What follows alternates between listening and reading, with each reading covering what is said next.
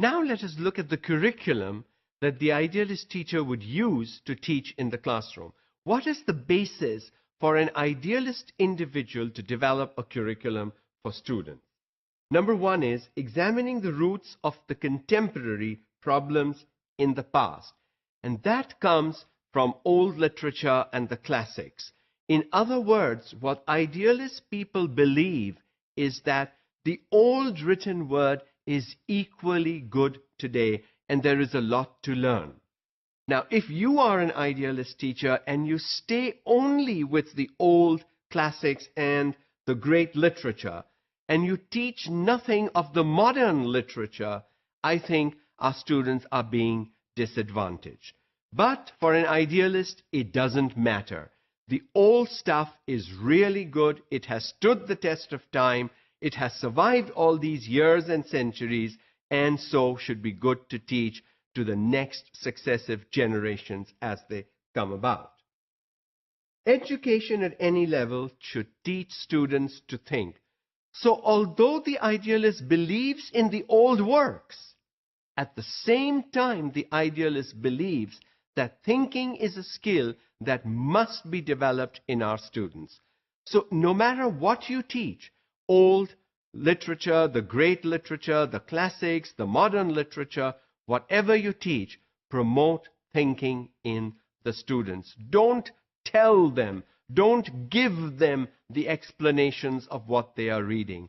They should be able to tell you the explanations of what they are reading, because then they are thinking. Subject matter curriculum. The curriculum is based on subjects.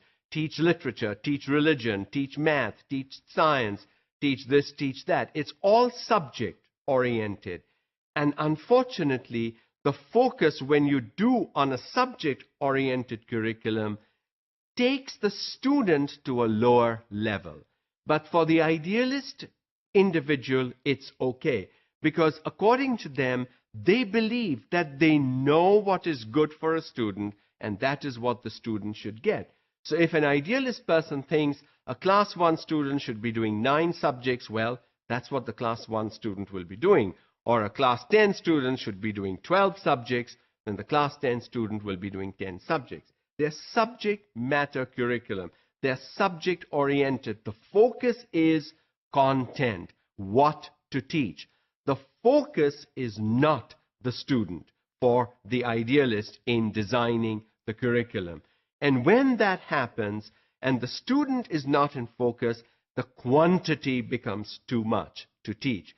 And if you have an idealist write the curriculum, for an idealist, the focus is subject. So the idealist sees the academic year as 12 months, when in reality, the academic year is never going to be 10 months. At the most, it will be 9 months. If you take out the summer break and the winter break and the spring break and all the holidays, you really end up with 8 to 9 months of teaching.